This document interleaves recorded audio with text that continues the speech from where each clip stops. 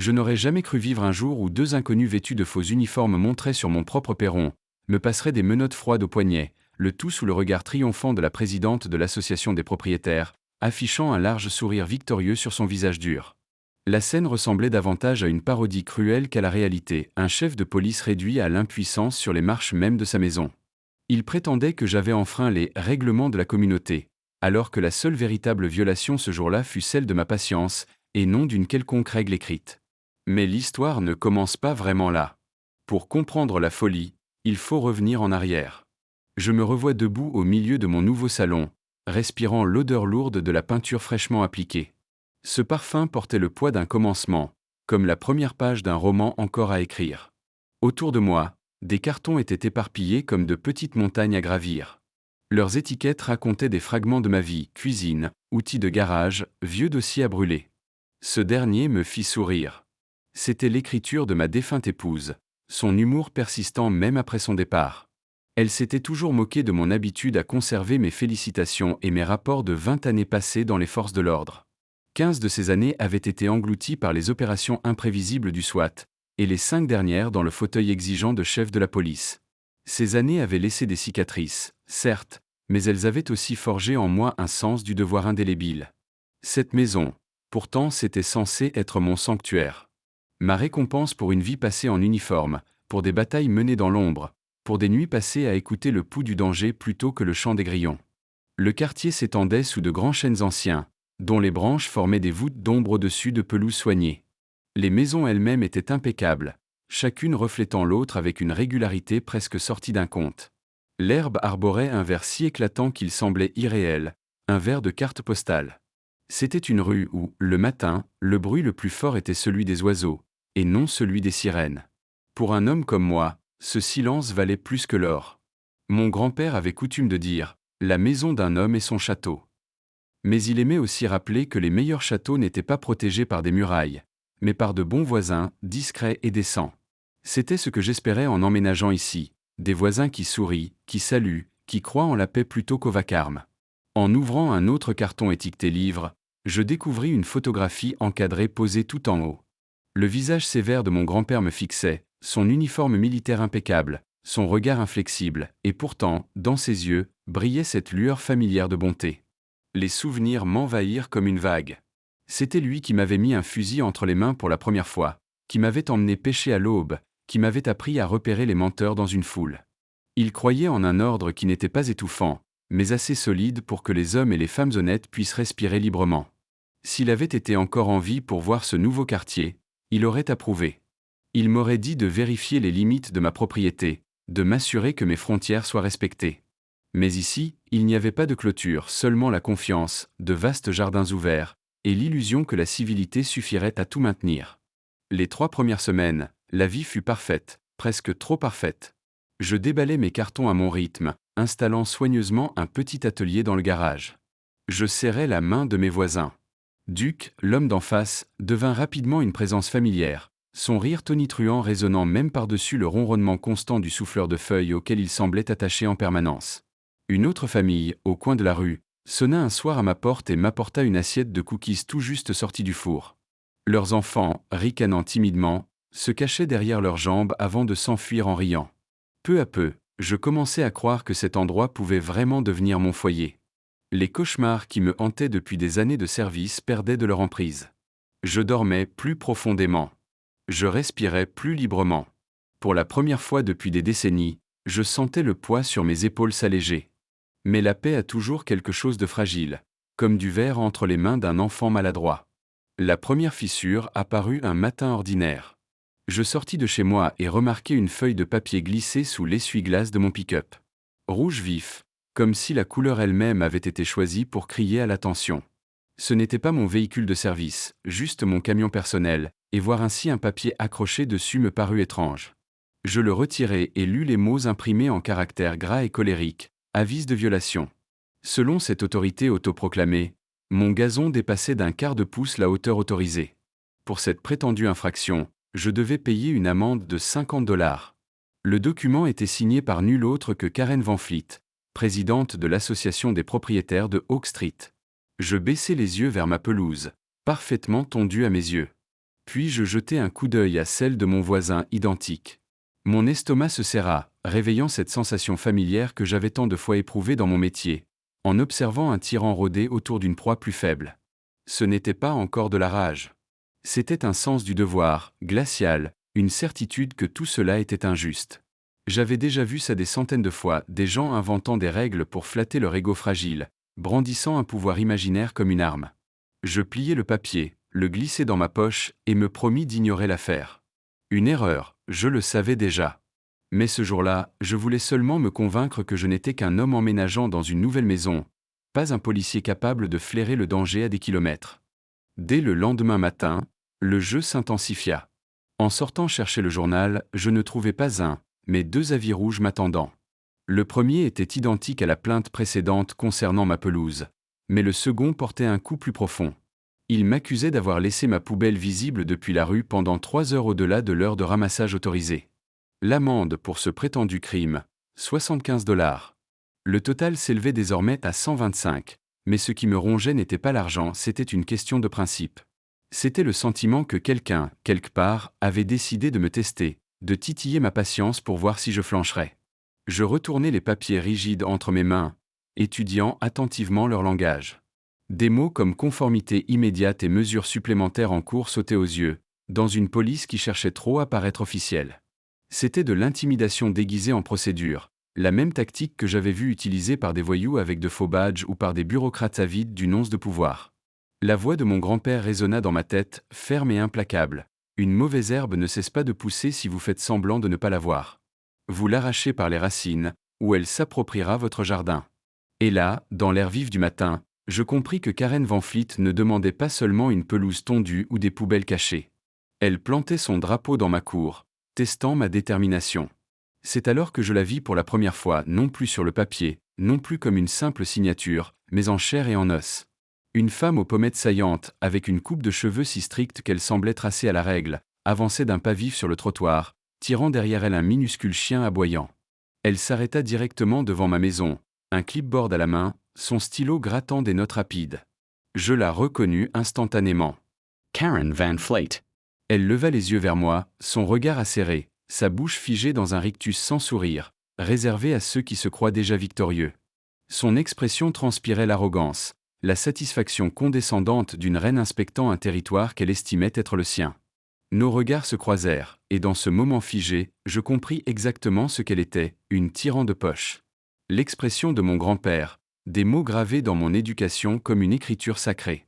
Un tyran de poche n'avait pas besoin d'une armée ni d'un trône, juste d'un titre factice, d'un règlement bancal, et de voisins trop timides pour résister.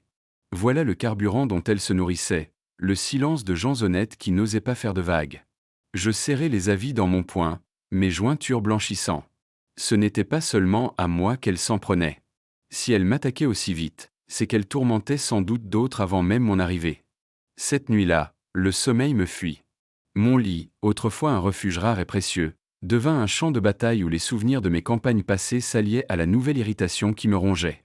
Je pensais aux voisins que j'avais rencontrés. Duc et son rire tonitruant, Karen osait elle aussi lui donner des contraventions, où son charme le protégeait-il. Et la jeune famille avec les cookies, avait-il dû plier les chines face à ces règles inventées? J'imaginais leurs enfants, les yeux écarquillés de confusion, voyant leurs parents se disputer à cause d'une amende injuste. Cette image me fit serrer la mâchoire. Ce n'était plus du harcèlement, c'était de la prédation. Le lendemain matin, la décision était prise avant même que je ne sorte du lit. Je ne connaissais qu'une seule façon de traiter les tyrans. Pas en les ignorant, pas en les apaisant, mais en exposant leur fraude à la lumière d'une vérité indéniable. Karen avait choisi le mauvais homme à tester. Elle avait peut-être dupé d'autres, mais elle avait pénétré dans la cour d'un chef de police, un homme qui avait affronté de véritables criminels armés de vraies armes et d'un réel pouvoir. À côté d'eux, elle n'était rien de plus qu'un faux badge accroché à un ego fragile. Ce matin-là, je ne me rendis pas au commissariat. Je pris plutôt la route du centre-ville, vers l'ancien bureau du greffier du comté. Le bâtiment se dressait comme un monument à l'histoire, ses murs de marbre marqués par les décennies, ses couloirs résonnant des froissements de papier et des murmures de 1000 litiges oubliés. L'odeur de poussière et d'encre remplissait l'air, manquant dans la réalité. C'était ici que la vérité vivait, non pas dans les menaces criardes ou les avis falsifiés, mais dans les documents qui parlaient avec l'autorité de la loi. Au comptoir, une femme aux yeux fatigués, ses lunettes suspendues à une chaîne autour du cou, leva les yeux d'une pile de dossiers plus haute qu'elle. « Puis-je vous aider » demanda-t-elle, d'une voix lasse, celle de quelqu'un qui a déjà entendu toutes les histoires 2 fois. « Oui, madame, répondis-je en posant un des avis rouges sur le comptoir.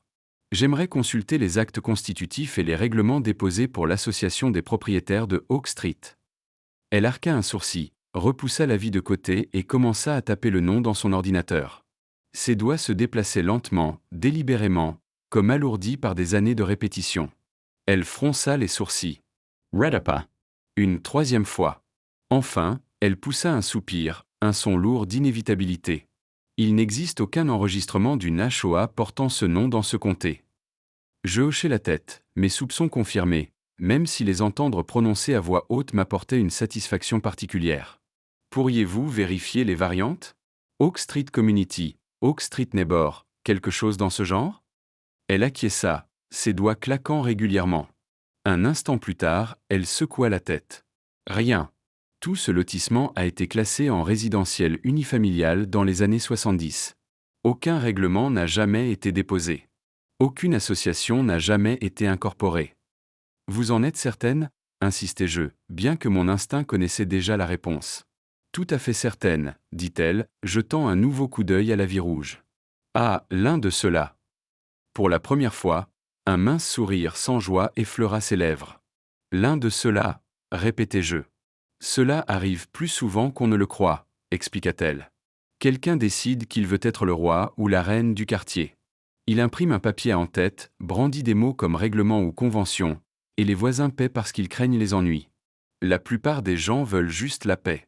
Ils préfèrent céder un peu d'argent que de créer des vagues. Ces paroles me frappèrent de plein fouet. C'était exactement le carburant dont Karen se nourrissait, la peur de l'affrontement, le silence de braves gens qui voulaient simplement vivre tranquillement. Mais le silence, je le savais, était précisément ce qui permettait aux mauvaises herbes d'envahir un jardin. J'aurais besoin d'une lettre certifiée, dis-je fermement. Quelque chose d'officiel, avec l'entête du comté, indiquant qu'aucune HOA de ce nom ni d'aucune variante n'existe dans les archives. Avec un sceau notarié. Son sourire s'élargit d'une fraction, et cette fois, il y avait presque une lueur d'approbation dans son expression. $25. Combien de copies ? 2, répondis-je sans hésiter. Alors qu'elle commençait à préparer les documents, je me tins debout dans ce hall de marbre poussiéreux, le poids de la vérité battant fermement dans ma poitrine. Karen Van Fleet avait choisi son champ de bataille. À présent, c'était à moi de fixer les règles. Avec les documents certifiés en main, soigneusement estampillés et scellés de l'autorité du comté, j'ai senti un poids se lever de mes épaules. Ce n'était pas encore la victoire, mais c'était des munitions, une vérité froide et indéniable gravée en encre. En sortant du bureau du greffier, la lumière du soleil se répandit sur les marches du palais de justice, peignant de longues ombres sur le marbre. Dans mon métier, j'avais vu d'innombrables criminels s'effondrer face à des preuves irréfutables. Maintenant, j'avais l'arme dont j'avais besoin pour exposer Karen Van Fleet pour ce qu'elle était, une imposteur, une fraude déguisée en langage d'autorité. En retournant vers Oak Street, je ne cessais de repasser la scène dans ma tête, son regard suffisant, le clipboard à la main, le petit chien aboyant à ses talons comme un héros annonçant sa présence. Elle se croyait intouchable. Cette croyance la rendrait imprudente, et l'imprudence était quelque chose que je pouvais exploiter. Je n'allais pas simplement lui dire qu'elle avait tort. Non, cela n'aurait fait qu'alimenter sa mise en scène. Mon intention était de démanteler toute son illusion, pièce par pièce, jusqu'à ce qu'il ne lui reste rien sur quoi s'appuyer. Quand je rentrais dans mon allée, le quartier paraissait étrangement calme. Duke était dehors, son souffleur de feuilles rugissant comme un dragon en guerre contre un tas de feuilles d'automne. Il leva la main en salut, son grand sourire habituel aux lèvres. De l'autre côté de la rue, les enfants de la jeune famille faisaient des cercles inégaux à vélo, leur rire résonnant comme des carillons dans l'air frais. En surface, c'était idyllique. Mais mes yeux parcouraient les recoins, ces détails que la plupart des gens manquent. Là-bas, au bout du pâté de maison, elle se tenait, clipboard sous le bras, parlant à un autre propriétaire avec des gestes exagérés. Je devinais, à ses épaules affaissées et à ses hochements de tête hésitants, qu'il cédait, acceptant la dernière exigence griffonnée sur un de ses papiers rouges. Je serrai la mâchoire. La peur se propageait ici comme une maladie, et Karen en était la contagion. Les paroles de mon grand-père me revinrent. Si vous laissez un tyran marcher sans contrôle, toute la rue apprend à baisser la tête. Il avait vécu des guerres, des époques où le silence signifiait reddition, et je n'avais pas l'intention de laisser ces leçons mourir sur cette pelouse soignée. Ce soir-là, je m'installai à ma table de cuisine avec les documents étalés devant moi. La lettre officielle du greffier du comté portait le sceau et la signature de l'autorité. Elle déclarait, sans ambiguïté, qu'aucune association de ce nom n'existait, qu'aucune convention n'avait jamais été déposée et qu'aucune autorité contraignante n'avait jamais été accordée à qui que ce soit sous le nom d'Oak Street Homeowner Association. Ce simple bout de papier, presque banal, avait un pouvoir absolu. Face aux avis fragiles de Karen, il représentait une épée contre des boucliers de papier. Pourtant, je savais qu'il fallait agir avec prudence. Une femme comme Karen ne céderait pas facilement. Elle prospérait grâce à l'intimidation, et lorsqu'elle est acculée, ce type de personne frappe souvent plus violemment. Je l'avais vu chez de nombreux suspects acculés, et soudain ils griffent, désespérés et dangereux. Mon plan devait être plus qu'une confrontation isolée. Il devait s'agir d'un démantèlement méthodique de sa façade, fait de manière à l'exposer non seulement à moi, mais à chaque voisin qu'elle avait réduit au silence. Il ne s'agissait pas seulement de ma victoire, il s'agissait de permettre à la communauté de reprendre sa paix. La nuit tomba sur le quartier, les lueurs orangées des lampes de Porsche s'allumant une par une comme des yeux vigilants. J'étais assis dans l'obscurité de mon salon, regardant par la fenêtre Karen faire sa tournée finale de la journée, le petit chien aboyant toujours à ses talons. Elle glissa un autre avis rouge sous le paillasson d'une maison avant de regagner d'un pas assuré sa demeure au coin de la rue. Sa démarche avait le rythme de quelqu'un qui croit que toute la rue obéit à sa volonté. Je songeais alors à ma femme. C'était elle qui me rappelait toujours la patience, qui tempérait mon instinct de foncer tête baissée. Elle aurait dit « Ne combats pas la colère par la colère. Combats-la par la vérité. » Sa voix résonna dans le silence, me rappelant que la force de la justice ne vient pas de crier plus fort mais de rester inébranlablement droit. Guidé par son souvenir, je pris ma décision. Demain, je n'affronterai pas seulement Karen Van Fleet, je commencerai à l'exposer, brique après brique, jusqu'à ce que son empire de mensonges s'écroule aux yeux de tous sur Oak Street. Avant de me coucher, je repris une fois de plus la photo de mon grand-père. Son regard semblait percer le temps, me lancer un défi. L'ordre n'est pas fait de règles sur du papier, l'imaginais-je lui dire. Il consiste à protéger les gens du chaos qui se part d'ordre. Je acquiesçai doucement dans la pièce vide. J'avais vécu toute ma carrière selon ce credo, et je n'allais pas m'arrêter maintenant. Allongé, l'esprit vif et le but clarifié, je savais que Karen pensait d'avoir choisi la cible parfaite. Un veuf, un nouvel arrivant, un homme en quête de paix. Mais ce qu'elle avait vraiment choisi, c'était le mauvais homme à provoquer, le chef de la police, entraîné à repérer la tromperie, doté de patience, et maintenant renforcé par la vérité indéniable de la loi. Demain, Oak Street ferait son premier pas vers la liberté. L'air du matin était vif lorsque je sortis le lendemain. Les documents certifiés du comté glissaient en sécurité dans un dossier en cuir sous le bras. Pendant des années, j'avais emmené des armes dans des situations tendues, fusils, pistolets, équipements tactiques assez lourds pour briser le dos des hommes moins robustes. Mais ce matin-là, la seule arme que je portais était la vérité imprimée sur du papier. Un sceau et une signature plus puissants que n'importe quelle munition. Mes bottes frappèrent le trottoir de pas délibérés. J'avais pris ma décision, le silence avait régné trop longtemps, et si Karen voulait la bataille, elle ne se livrerait pas à voix basse mais en plein jour, pour que tout Oak Street puisse voir. Duke était déjà dehors, bien sûr, son souffleur de feuilles rugissant comme une bête mécanique. Il fit signe, son large sourire masquant une inquiétude que je décelai dans son regard. À mon approche, il coupa l'appareil, et le silence soudain ne laissa plus que le bruissement des feuilles. « Bonjour, chef, dit-il, sa voix portant cette chaleur naturelle. » Mais sous cette chaleur, il y avait de l'hésitation, comme un homme choisissant ses mots avec précaution. Je hochai la tête. « Bonjour, Duke. » « Dis-moi, depuis combien de temps elle fait ça ?» Son expression vacilla, la bonne humeur s'effaçant tandis qu'il regardait nerveusement dans la rue. « Karen. »« Plus longtemps que tu n'es ici, c'est sûr. La plupart d'entre nous, paient ou règlent ce qu'elle exige. C'est plus simple. Personne ne veut d'ennui. » J.L. observe you an instant. Duke était un grand homme, des muscles épais façonnés par des années de travail, une présence qui pouvait intimider si tel était son choix. Et pourtant, il était là, rabaissé comme un écolier pris en faute dans le bureau du principal. Cela me dit tout ce que j'avais besoin de savoir sur la poigne que Karen exerçait sur la rue. Les ennuis sont déjà là, dis-je d'une voix stable. Ce que vous versez n'est pas de la paix, c'est la rançon. Et la rançon augmente toujours. Ses yeux s'écarquillèrent légèrement à mes mots, et je vis quelque chose bouger en lui, une étincelle de résistance perçant la surface de la complaisance. Il hocha lentement la tête mais ne dit rien de plus, comme s'il craignait que Karen n'entende même depuis sa maison au coin. Je repris ma route, dossier sous le bras, ma destination claire. La maison de Karen se dressait fièrement au bout du pâté de maison, 2 étages avec une haie soigneusement taillée devant et un mât portant une bannière, non pas les étoiles et bandes, mais l'emblème de la soi-disant Oak Street Homeowner Association. Un gland doré au centre d'un cercle vert, son blason personnel d'autorité factice. La vue me noua l'estomac d'un mélange de dégoût. Ce n'était ni patriotisme ni fierté. C'était du marquage, le logo d'un tyran estampillé sur une communauté qui n'avait jamais demandé sa règle.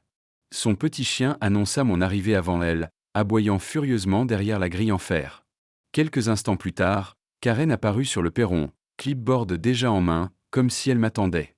Ses yeux se plissèrent en me voyant, la reconnaissance traversant son visage. « Chef, dit-elle, d'un ton mielleux teinté de politesse feinte. Une autre violation, je crains. Votre bac à ordures était visible de la rue encore une fois. » Je levai le dossier en cuir pour la couper nette. « Épargne-moi ça, Karen. Ce n'est pas ton tribunal, et tu n'es pas juge. Je suis allé au comté. Tu n'es pas la présidente d'une HOA. Tu n'es rien. » Ses lèvres se retroussèrent en un rictus, mais je remarquai un léger tic au coin de sa bouche, une fissure dans le masque. « Doucement, doucement, dit-elle d'un ton mielleux. Ne soyons pas hâtifs. Je pense que tu verras que les voisins préfèrent l'ordre. La structure. Les règles maintiennent la sécurité des communautés. Des règles inscrites dans la loi, peut-être, répondis-je. Pas celles griffonnées sur du papier rouge par quelqu'un avec une imprimante et soif de contrôle. Ceci, je sortis le document certifié du dossier, le sceau du comté brillant à la lumière du soleil, est la vérité. Il n'existe pas de HOA ici. Aucune convention, aucune incorporation, rien. Ce que tu fais relève de la fraude, pure et simple. Ses yeux se posèrent sur le papier, puis revinrent vers moi. Pendant la plus brève des secondes, je vis l'armure se fendre, le sourire faiblir. Mais elle se reprit vite, forçant un rire qui sonnait faux dans l'air frais du matin. Fraud. Voilà un mot fort, chef. Je pense que tu verras que la plupart de tes voisins sont parfaitement satisfaits de mon leadership. Ils comprennent la valeur de la conformité. Peut-être es-tu celui qui est hors du pas ici. Je fis un pas pour me rapprocher, baissant la voix pour que seuls elle et moi entendions. Non, Karen. J'ai vu des tyrans avant. De vrais. Des hommes qui croyaient que la peur valait respect. Ils sont tous tombés de la même manière, on expose leurs mensonges, et les gens qu'ils contrôlent arrêtent de s'incliner. Et quand cela arrive, ils ne sont plus que du bruit. Pour la première fois, sa contenance craqua. Sa mâchoire se crispa, sa prise sur le clipboard se raffermit comme si c'était la seule encre la maintenant droite. Elle ne répondit pas, et le silence s'étira lourdement entre nous, seulement rompu par l'aboiement frénétique de son chien. Je me retournai, retrouvant un pas délibérément lent, et retourné vers ma maison. Je n'avais pas besoin de gagner toute la guerre aujourd'hui. Aujourd'hui consistait à planter une graine différente, une graine qui murmurait aux voisins regardant derrière les rideaux que Karen n'était pas intouchable, que l'empereur n'avait pas de vêtements. De retour dans mon salon, je posai le dossier sur la table et restai à regarder par la fenêtre. De l'autre côté de la rue, Duc me fit un petit signe, subtil mais plein de sens. Il avait vu. D'autres avaient vu aussi. Et cela suffisait pour l'instant. La première fissure était apparue dans sa façade, et une fois que les fissures commencent, elles ne cessent de grandir. Je connaissais cependant Karen. Elle ne se retirerait pas en silence. Non, une femme comme elle, enivrée par sa propre illusion de pouvoir, riposterait plus violemment que jamais. Et quand elle le ferait, je devrais être prêt pas seulement pour moi, mais pour chaque voisin qu'elle avait réduit au silence. La guerre pour Oak Street ne faisait que commencer. Le calme ne dura pas longtemps. Dès le soir suivant, l'air d'Oak Street portait une tension différente, qui s'accrochait comme de l'électricité statique avant une tempête. Le premier signe fut subtil. Des avis rouges supplémentaires apparurent sur les portes et les boîtes aux lettres, plus nombreux que je n'en avais jamais vus. Ils s'étaient multipliés du jour au lendemain comme des mauvaises herbes, flottant au vent du matin à la vue de tous. Pelouse trop haute. Lampe de porche trop faible. Peinture de clôture trop usée. Chaque violation était plus absurde que la précédente, mais le message était clair. Karen Van Fleet resserrait son emprise. Ma confrontation ne l'avait pas effrayée au point de battre en retraite, elle l'avait poussée à redoubler d'efforts. En sirotant mon café devant la fenêtre, je regardais mes voisins retirer discrètement les avis de leurs portes, les épaules voûtées comme s'il portait la honte plutôt que l'injustice. Une femme de l'autre côté de la rue, les bras chargés de sacs de course, s'arrêta en me voyant l'observer. Pendant un instant, nos regards se croisèrent, et je vis l'appel dans ses yeux, muets mais indéniables. « Aidez-nous !» C'était le même regard que j'avais vu 100 fois auparavant, chez des victimes trop effrayées pour parler, trop usées par l'intimidation pour se battre. C'est alors que je compris que ce n'était plus une affaire personnelle. C'était l'affaire de toute la rue. Plus tard ce matin-là, Duc se présenta sur mon perron, sans son éternel souffleur de feuilles. Son visage était inquiet, sa bonne humeur habituelle éteinte. « Chef, dit-il, mal à l'aise, vous devriez peut-être faire attention. Karen dit aux gens que vous êtes un fauteur de troubles. Que vous essayez de ruiner l'ordre du quartier. Les gens l'écoutent. » Je lui fis signe de s'asseoir, et ensemble nous nous affaissâmes dans les chaises grinçantes de mon porche. « Duc, dis-je d'une voix ferme, ce qu'elle fait ici n'a rien à voir avec de l'ordre. C'est de la peur. Elle compte sur des gens comme toi pour rester silencieux, pour penser que la paix vaut le prix du silence. Mais une paix bâtie sur des mensonges n'est pas une paix du tout. » Il frotta ses mains sur ses genoux, le visage tiraillé. « Je sais que vous avez raison, » admit-il. « Mais la plupart d'entre nous ont déménagé ici pour être tranquilles. On est fatigué, chef. On veut juste tondre nos pelouses, élever nos enfants, peut-être faire griller quelques steaks le dimanche. Aucun de nous n'a signé pour se battre. » Je me penchai en avant, la voix plus basse. « Et c'est exactement pour ça qu'elle s'en est tirée jusqu'ici. Parce que vous n'avez pas signé pour un combat. Mais moi, si. C'est ce que j'ai toujours fait toute ma vie. Et maintenant, elle a choisi le mauvais homme à acculer. » Duc me dévisagea, et lentement, quelque chose dans son expression se durcit, pas encore de la défiance totale, mais une étincelle. Il hocha la tête une fois, fermement, puis se leva et partit sans un mot de plus. C'était suffisant pour l'instant.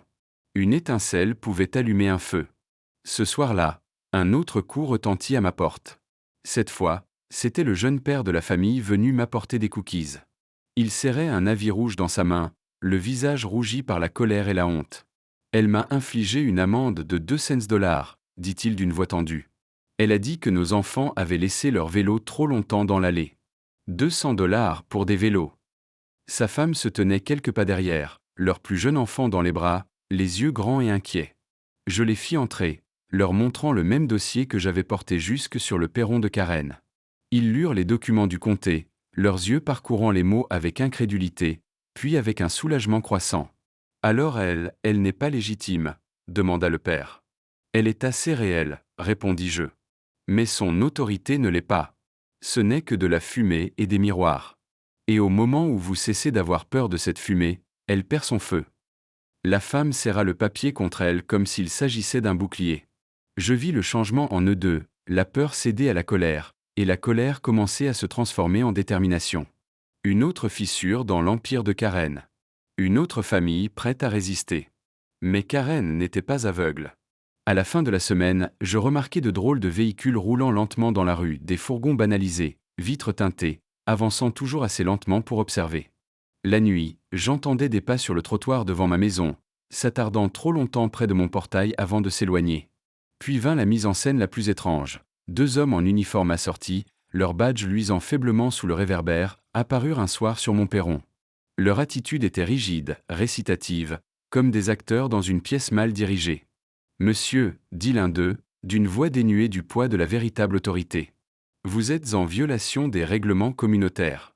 Vous allez devoir nous suivre. » Derrière eux, dans l'ombre au bord de mon jardin, j'aperçus la silhouette de Karen Van Fleet, les bras croisés, les lèvres recourbées dans ce même sourire suffisant qu'elle portait la première fois que nos regards s'étaient croisés. Je les laissai fermer les menottes froides autour de mes poignets, non pas parce que je croyais une seconde à leur mascarade, mais parce que parfois, la meilleure façon de dévoiler une fraude est de la laisser se jouer jusqu'au bout. Mon pouls était stable, ma respiration régulière. J'avais affronté des hommes armés de vraies armes, de vrais pouvoirs, de vraies intentions de tuer. Eux n'étaient pas ces hommes-là. C'étaient des pantins, leurs ficelles tirées par une femme désespérée de maintenir l'illusion de son règne. Alors qu'ils me faisaient descendre les marches de ma propre maison, les voisins observaient derrière leurs rideaux, les visages pâles de confusion et de peur. Je gardais le menton haut, le regard ferme, car je savais que ce n'était pas une humiliation, c'était l'ouverture de l'acte. Karen venait de montrer à toute la rue jusqu'où elle était prête à aller. Et bientôt, Je leur montrerai la vérité sur qui elle était vraiment. Les menottes s'enfonçaient légèrement dans mes poignets, le cliquetis métallique résonnant dans l'air nocturne tandis que les deux hommes, ces soi-disant officiers, me guidaient vers le trottoir. Leurs uniformes pouvaient presque convaincre au premier coup d'œil. Chemise bleu marine, écusson cousu, ceinture portant des étuis en plastique avec ce qui ressemblait à des menottes factices et des lampes torchées. Mais sous la lumière du porche, je vis tout. Les coutures étaient irrégulières, les insignes n'étaient que des emblèmes génériques qu'on pouvait commander en ligne, et leur attitude les trahissait. De vrais policiers marchent avec un certain poids, une assurance qui ne vient que d'années d'entraînement. Ces hommes-là avançaient comme des machinistes à qui l'on aurait demandé de jouer aux soldats le temps d'une soirée. Karen rôdait au bord de ma pelouse, son petit classeur serré sous son bras tel un sceptre, son sourire large et éclatant. Elle chuchotait assez fort pour que les voisins entendent. « Vous voyez ? Même le soi-disant chef de police ne peut ignorer les règles de la communauté. Nous sommes tous égaux ici. » Sa voix suintait d'arrogance enrobée de fausse autorité, et je sentais le poids des regards derrière les stores et les rideaux. C'était du théâtre. Elle voulait un spectacle. Les hommes tentèrent de me diriger vers la camionnette banalisée qui tournait au ralenti au bord du trottoir. C'était mon signal. Je plantai mes pieds, redressai mes épaules et laissai ma voix fendre le silence comme une sirène. « Les gars, vous voulez me dire de quel service vous venez ?» Celui à ma gauche se raidit. L'autre déglutit, ses yeux cherchant Karen. Pas de réponse. Je haussai la voix cette fois, la projetant dans toute la rue. Parce qu'à ma connaissance, usurper l'identité d'un policier est un crime dans cet État. Et ça peut valoir jusqu'à 5 ans de prison. Les mots frappèrent comme un coup de tonnerre. Les rideaux bougèrent. Des portes s'entr'ouvrirent. Je vis Duc apparaître sur son perron, sa silhouette remplissant l'encadrement, les bras croisés. Un autre voisin pointa le nez avec un téléphone à la main, filmant la scène. Les deux faux officiers se figèrent, leurs mains soudain moins sûres, leur assurance s'évaporant. Le visage de Karen tressaillit, mais elle força son sourire à s'élargir. « Chef, voyons. Plus personne ne croit à vos fanfaronnades. Ces hommes sont là pour faire respecter les règles que vous continuez d'ignorer. Vous ne nous faites pas peur. » Je tournai lentement la tête vers elle, assez fort pour que chaque maison entende. « Karen, tu as commis beaucoup d'erreurs, mais celle-ci les surpasse toutes. Ces hommes viennent de me passer les menottes sans motif valable, sans juridiction, et sans même un signe légitime. C'est criminel. Et maintenant, la moitié de la rue en a été témoin. Tu sais comment on appelle ça dans mon métier ?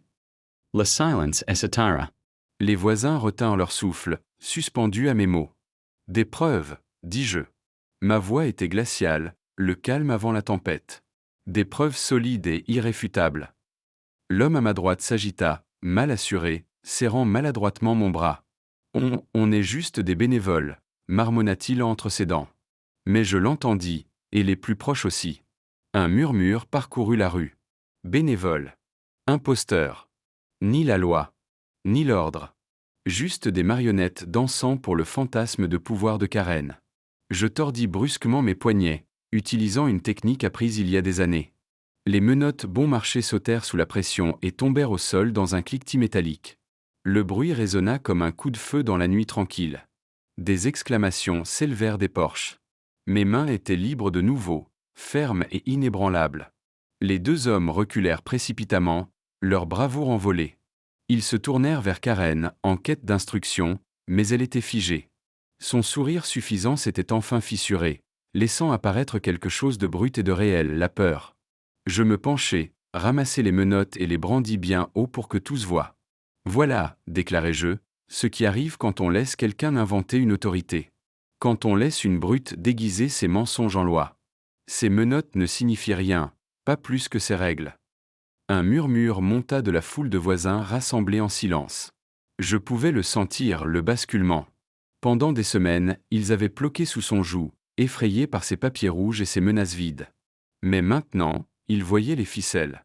L'illusion se brisait. Karen tenta une dernière manœuvre, sa voix stridente. « Ne l'écoutez pas. Il est dangereux. Il essaie de détruire tout ce que nous avons construit ici. » Je m'avançai lentement, mon regard planté dans le sien. « Ce que tu as construit, Karen, c'est un mensonge. Il n'y a pas d'Ashoah. Il n'y a pas de règlement. Le comté l'a confirmé par écrit. Et maintenant, toute la rue a vu que tu as orchestré une fausse arrestation, avec des imposteurs en uniforme. Ce n'est pas de l'ordre. C'est de la fraude. Et la fraude a des conséquences. Le jeune père de tout à l'heure brandit la lettre certifiée que je lui avais donnée, sa voix forte et claire. Il dit la vérité. J'ai vu les papiers. Il n'existe pas de HOA sur Oak Street. D'autres se joignirent à lui, les voix se chevauchant, enhardies. Nous avons reçu des avis aussi, cria quelqu'un. Elle nous a mis une amende pour des fleurs dans des pots de la mauvaise couleur. Une autre voix résonna, elle m'a menacé de poursuite si je ne repeignais pas mes volets. Le cœur grandit, les accusations s'accumulant comme des pierres contre un mur en ruine. Les yeux de Karen volaient d'un visage à l'autre, son masque glissant un peu plus à chaque mot. Pour la première fois, elle semblait petite, acculée. Je laissai tomber les menottes brisées à ses pieds, leur cliquetis métallique ponctuant mes paroles. Ton règne est terminé, Karen. Cette rue ne t'appartient pas. Elle appartient aux gens qui y vivent, des honnêtes gens qui voulaient simplement la paix. Tu as essayé de transformer cette paix en trône, mais tu as oublié une chose. Je marquai une pause, laissant le silence s'étirer, chaque voisin suspendu à mes lèvres. Tu as oublié que la véritable autorité ne vient pas de la peur. Elle vient de la vérité. Et la vérité se tient juste ici. La nuit éclata pas encore en applaudissements, mais en murmures d'accord, en voisins sortant de l'ombre, les épaules redressées pour la première fois depuis des semaines. Karen recula d'un pas, son classeur glissant de sa main. Pour la première fois depuis que je l'avais rencontrée, elle n'était plus la reine de ce pâté de maison. Elle n'était plus qu'une femme mise à nu, dépouillée de son illusion. Et je savais, en regardant la foule rassemblée, que ce combat ne faisait que commencer. La nuit qui suivit la fausse arrestation, Oak Street avait changé. Le silence n'était plus celui, suffocant, que Karen avait fabriqué avec ses menaces, c'était la lourde pause avant qu'une communauté ne décide de se lever ou de reculer. Je le sentais dans l'air alors que je m'asseyais sur mon porche avec une tasse de café noir, au goût amer mais réconfortant. Les voisins marchaient plus lentement, la tête relevée au lieu d'être baissée. Pendant des semaines, ils avaient vécu sous ces papiers rouges comme des locataires sous l'impôt d'un tyran. Maintenant, ils avaient vu les fissures. Maintenant, ils avaient vu le mensonge. Le premier coup à la porte survint à l'aube. C'était le jeune père, cette fois sans ses enfants accrochés à ses jambes. Sa mâchoire était serrée, ses poings crispés. « Chef, dit-il, nous sommes avec vous. Ma femme et moi, nous en avons assez. S'il y a quelque chose que nous puissions faire pour mettre un terme à tout ça, dites-le nous. » Avant que je ne puisse répondre, Duke arriva, sa silhouette massive projetant une ombre sur le perron. Il ne portait pas son souffleur de feuilles. À la place, il tenait un carnet, un stylo accroché en haut. Il me salua d'un hochement de tête, une nouvelle fermeté dans les yeux. J'ai commencé à noter chaque avis qu'elle a distribué, chaque amende, chaque menace. Les voisins me donnent aussi des copies. On est en train de constituer un dossier. Je sentis une pression dans ma poitrine, non pas de la peur cette fois, mais de la fierté. C'est toujours ainsi que ça commence. Des gens courbés trop longtemps qui retrouvent enfin leur voix. Bien, leur dis-je. Nous allons avoir besoin de chaque preuve possible. Le comté a déjà confirmé qu'elle n'avait aucune autorité. Une fois que nous empilerons ces preuves contre son harcèlement, elle n'aura plus aucun refuge. Au fil de la journée, d'autres voisins arrivèrent. Une vieille dame aux mains tremblantes m'apporta une boîte à chaussures remplie de papier rouge qu'elle avait conservé, chacun daté et signé par Karen. Elle m'a infligé une amende pour mes rosiers, murmura-t-elle. Elle a dit qu'ils étaient plantés 2 pouces en dehors des règles. J'ai cessé de m'en occuper après ça. Ils n'ont plus fleuri depuis des années. Sa voix se brisa sur le dernier mot. Je pris la boîte doucement et la posai sur la pile grandissante de papier à mes côtés. Au coucher du soleil, mon porche ressemblait moins à un lieu de repos qu'à un poste de commandement. Papier, lettres et témoignages couvraient la table. Les gens se tenaient en petits groupes, se parlant à voix basse, échangeant leurs histoires, leurs peurs se dénouant en quelque chose de plus tranchant, colère, détermination. L'illusion de Karen se dissolvait, morceau par morceau, sous le poids de la vérité. Mais je savais que ce n'était pas seulement une affaire de preuves. Les tyrans ne s'effondrent pas quand on expose leurs mensonges, ils se battent plus fort, plus violemment, quand ils savent qu'ils sont acculés. Et Karen Van Fleet n'était pas du genre à reculer en silence. Si nous voulions gagner, il nous fallait plus que du papier, il nous fallait l'unité. Alors je me levai, raclai ma gorge, et le porche se fit silencieux. « Écoutez-moi tous, dis-je, ma voix portant dans la rue. Ce que Karen dirige ici, ce n'est pas la loi. Ce n'est pas l'ordre. C'est de la fraude. Et elle compte sur nous pour rester divisés, pour avoir trop peur de ses avis et de ses menaces afin de nous rassembler. Mais ces jours sont terminés.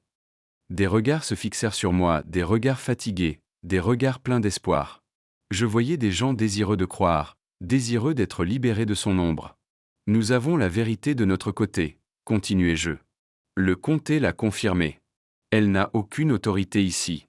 Chaque amende, chaque menace, ce n'est rien d'autre que de l'encre sur du papier volé. Mais si nous voulons que cela cesse, nous ne pouvons plus seulement en parler à voix basse derrière nos rideaux. Nous devons l'affronter ensemble. Plus de silence. Plus de paiement pour ces mensonges. Ensemble, nous reprenons notre rue. Un murmure d'approbation parcourut la foule, grossissant jusqu'à ce que le rire tonitruant de Duc le traverse, solide et confiant. Eh bien, chef, on dirait que vous venez de vous trouver une surveillance de quartier. La tension se brisa en petits rires, quelques acclamations. Pour la première fois depuis mon emménagement, Oak Street paraissait vivante, non plus sous le joug de Karen, mais sous son propre battement de cœur. Ce soir-là, nous établîmes le plan. Duc coordonnerait la collecte de chaque avis, chaque fausse amende. Le jeune père proposa de créer un dossier partagé en ligne pour que les preuves ne puissent pas disparaître. La vieille dame au rosier offrit l'aide de son petit-fils, étudiant en droit, pour rédiger des plaintes officielles. Pièce par pièce, la communauté construisit sa défense, non pas en chuchotement, mais en défi ouvert.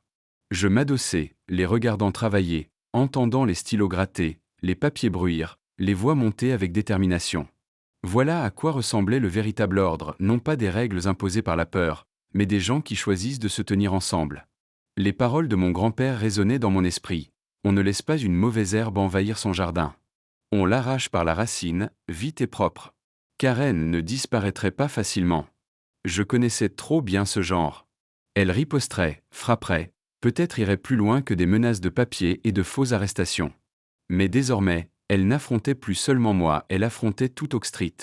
Et c'était une bataille qu'elle ne pouvait pas gagner. Alors que la foule se dispersait tard dans la nuit, Duc me tapa sur l'épaule, son sourire revenu enfin. Ça fait du bien, pas vrai? Ne plus avoir peur.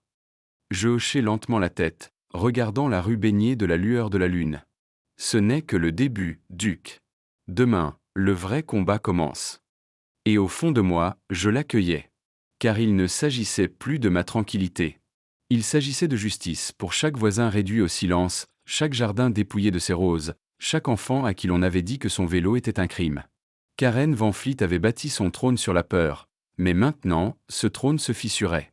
Et j'avais l'intention de le réduire en poussière. Le matin arriva avec le claquement sec du papier contre les portes, plus bruyant que n'importe quel chant d'oiseau. Karen avait joué sa carte. Pendant la nuit, elle avait recouvert chaque maison d'Oak Street de grosses enveloppes estampillées de lettres rouges. Avis final, action légale en cours. Elle avait dû passer la nuit entière à l'œuvre, son petit bataillon de bénévoles trottinant comme des rats dans l'obscurité. Je sortis sur le pas de ma porte pour en trouver une glissée soigneusement sous mon paillasson. À l'intérieur, le langage était plus dramatique que jamais, mention d'hypothèque, menace de saisie de biens, et même une ligne parlant d'un renvoi aux autorités du comté. Cela aurait pu terrifier quelqu'un qui n'en savait pas plus. Mais pour moi, ce n'était que du désespoir couché sur papier. La rage d'un animal acculé montrant les crocs. Je n'étais pas le seul à le voir. En quelques minutes, les voisins commencèrent à sortir dans la rue, agitant leurs enveloppes, la colère grondant dans leur voix.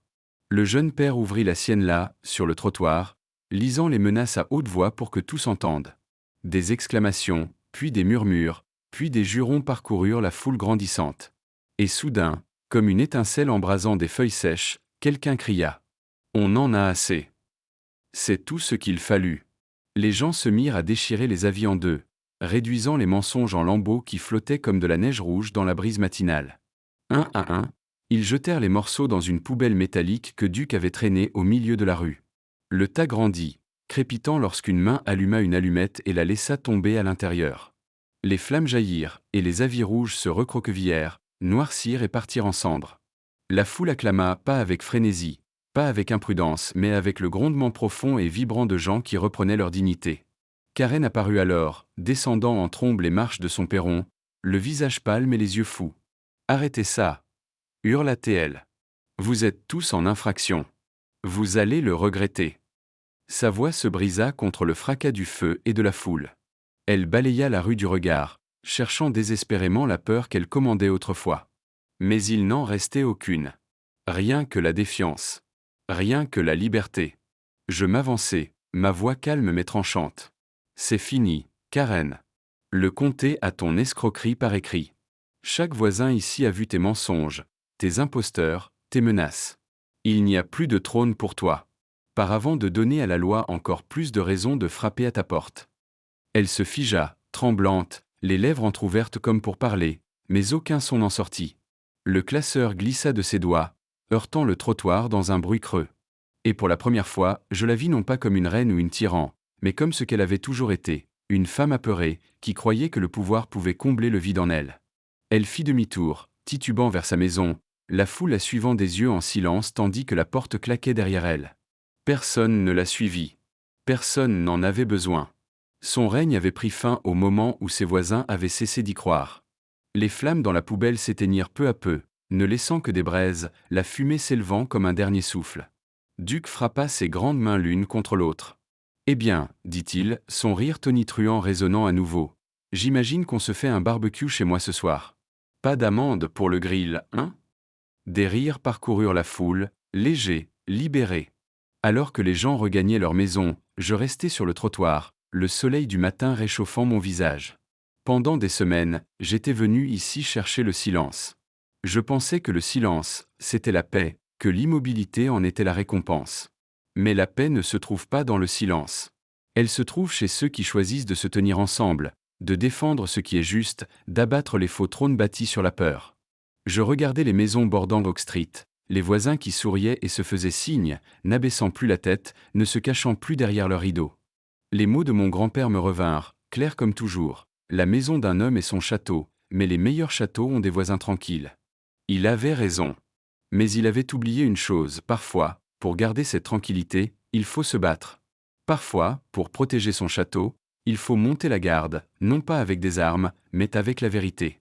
Ce soir-là, je m'assis de nouveau sur mon perron, café à la main, observant la rue sous la lueur douce des lampadaires. Les pelouses étaient vertes, les vélos d'enfants traînaient dans les allées, le rire de Duc portait à travers le quartier tandis que l'odeur de viande grillée flottait dans l'air. Ce n'était pas parfait. Mais c'était réel. Et c'était à nous.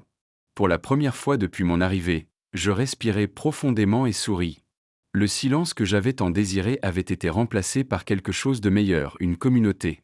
Et tant que je vivrai ici, aucun tyran de papier, aucun escroc, aucun intimidateur ne pourrait jamais nous l'enlever. Parce qu'Oak Street n'était plus seulement mon havre de paix. C'était chez moi.